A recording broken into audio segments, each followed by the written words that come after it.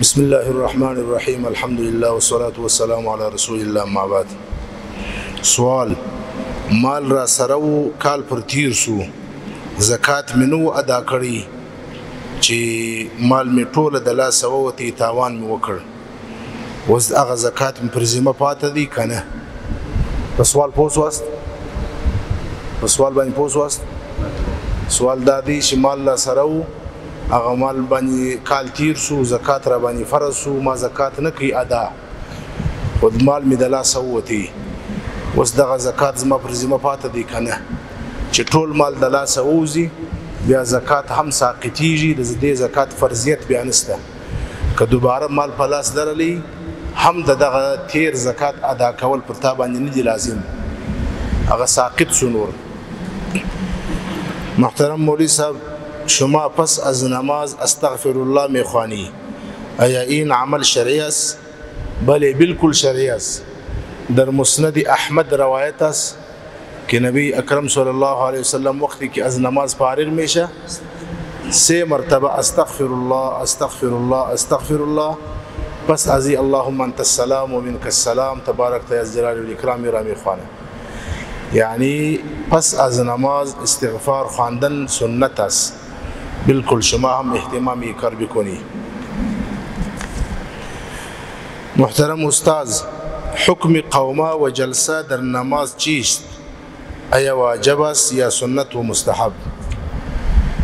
رد المحتار نوشته کرده علامه شامی رحمه الله: والحاصل ان الاصح روايه ودرايه وجوب تعديل الاركان والثمانيه فيها.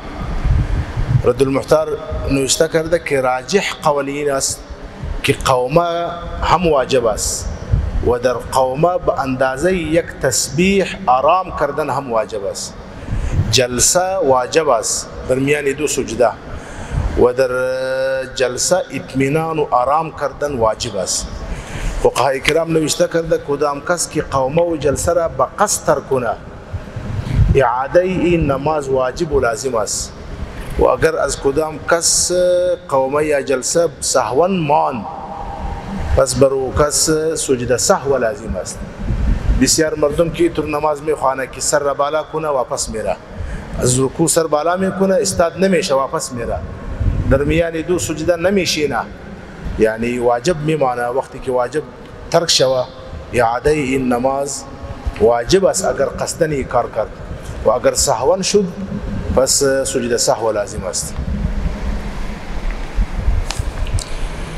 جناب، سوال ما این است که از کرایه دار در ابتدای ماه کرایه گرفتن جواز دارد یا نه؟ اگر در ابتدای عقد، یعنی در ابتدا که شما امرای او عقد میکنی پیساله شد و از شما خواست که ما از شما کرایه در ابتدای ماه میگیریم، پس شما باید او را کرایه بیتی، زیرا که ما در فقه یک قانون و قاعده داریم المعروف کالمشروط.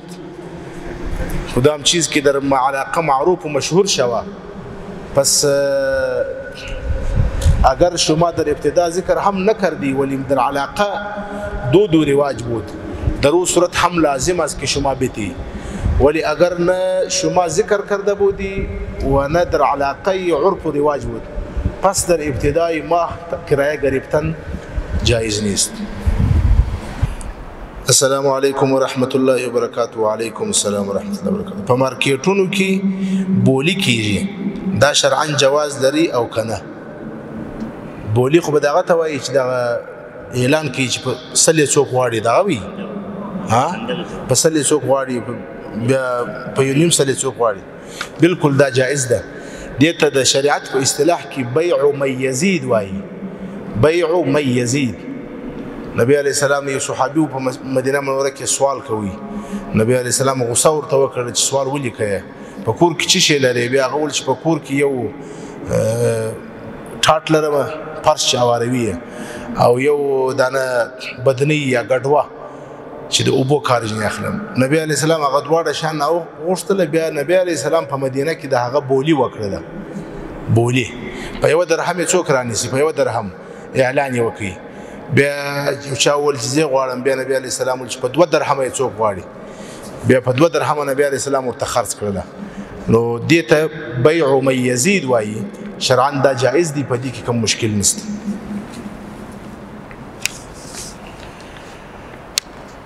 د پرچی نه بعد چې الحمدلله وویل سي یرحمک الله پر ټولو حاضرون ویل واجب دي، که د بعضو په ویلو د ټولو غاړې خلاصیږي. بحر رایق نوشته کړي دي چې راجحه خبره دا ده چې دا واجب کفایي دي، چې یو کس الحمدلله وپرشي الحمدلله ووایي یرحمک الله، دا واجب کفایي دي. په مجلس کې چې یو کس ووایي د ټولو غاړې خلاصې دي. همداسې که چیرې یو چا سلام وکړي د سلام جواب هم واجب کفایه دي، که په مجلس کې یو کس سلام جواب ووایه د نور غاړې خلاصې دي. سوال: بعضې خلک وایي چې په ډو صابون کې د خنزیر وازګه ګډه وي، آیا دا حقیقت لري که نه؟ ولاکه ما خو د ډو کارخانه تر اوسه نه دي لیدلې او نه مې شراکت ورسره شته، په دې خو زه نه یم خبر. او دی وایي چې که چیرې حقیقت ولري نو نجس دي که پاک. که حقیقت هم ولري، اول خدا خبرې اکثر دا خلک د دې تجارانو په مابینځ کې یو تبلیغاتي جنگ هم وي. زه ستا کمپنۍ د کاره باسم، ته زما کمپنۍ د کاره باسې، نو خلک وایي په دې کې د خنزیر وازګه اچي. نو د خنزیر دومره وازګه چېرته وه چې هغه په دومره صابونانو کې اچي؟ خو بالفرض که پکې اچول یې هم وي، خو چې صابون ځینې جوړ سو نجاست یې ختم دی. کله چې د یو شي حقیقت بدل سي، د حقیقت تر بدلېدو وروسته بیا په هغه حکم بدلیږي. که چیرې یو شی نجس و پاک ګرځي، موږ فقهای کرام رحمهم الله وایي شراب چې په سرکه باندې واړول سي حکم یې د سرکې دی، پاکه ده. یو خر یو سپی چې په مالګه کې ولویږي او ټوله مالګه سي بیا هغه پاک ګرځي. نو لهذا که چیرې په ډو صابون کې دا نجاست هم وي، او چې کله صابون جوړ سو بیا هغه حکم بدلیږي. در استقبال قبله تا کدام حد از قبله کج شدن نقصان نداره. 90 درجه 90 درجه داره. کدام کسه کی چیز را میشناسه 90 درجه تا 90 درجه درمیان 90 درجه اگر استقبال تمام قبله است، اگر کمی یک طرف یا دیگر طرف شوی مشکل نداره. ولی از 90 درجه کی تیر شوه پس استقبال قبله از دست میره، پس نماز صحت نداره. د ځمکې ګروي او چشتن ته چې دریمه یا څلرمه حق ورکوي سود دی او کنه، په دې ترتیب زه نه یم خبر. خدا مسله ما تاسو ته مخکې بیان کړې وه چې پر ګروي باندې نفع اخیستل نه دي جایز. که په سرای ګروي وي، که د مځکې ګروي وي، ځکه ګروي چې دا شی چې تا په ګروي نیولی دی دا د قرض په مقابله کې تا پیسې ورکړي دي، هغه کور یا مځکه دې نیولې ده، قرض هم بیرته وصوله او پر دې کور هم ځکه نفع هم اخلي. پر قرض باندې نفع اخیستل دا جواز نه لري. خو دا صورت باندې زه معلومات نه لرم دا کوم صورت دی. سوال: شیخ صاحب سوال می دا دی چې څوک کوزده کړي وي ټلیفوني اړیکې جواز لري که نه؟ کوزده دوه قسمه ده. یو دا خلک شیریني ورکوي، هغه د ناوي طرف د زومو طرف ته شیریني ورکوي او دسمال ورکوي یو شی ورکوي، دی ته وعده د نکاح وایي. دا نکاح نه ده، تر دې وروسته اړیکې نیول دا کول دا جواز نه لري.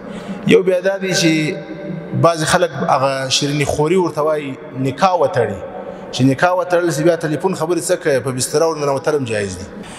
یو کوم کس چې په نظام کې وظیفه نه کوي او تنخواه اخلي دا څه حکم دی؟ دا دوکه ده، ناجایز دی. که چیرې وظیفه اخلي او کار نه کوي نو دا وظیفه اخیستل ورته ناروا او ناجایز ده.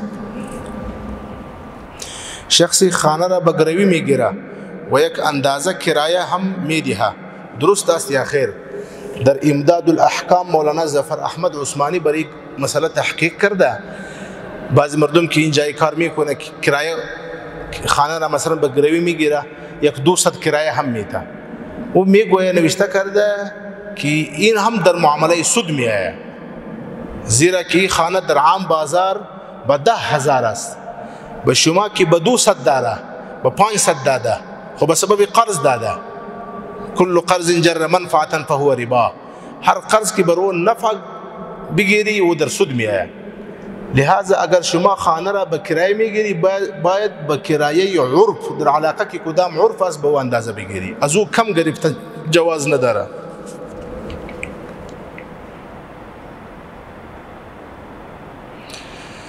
اگر کدام کس زنی خود را یک دفعه 3 طلاق داد یا جدا جدا طلاق داد، در هر دو صورت طلاق 3 واقع میشه یا نه؟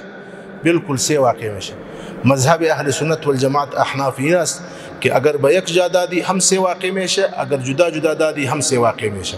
سه است اگر در یک مجلس باشه یا در جدا جدا مجلس باشه.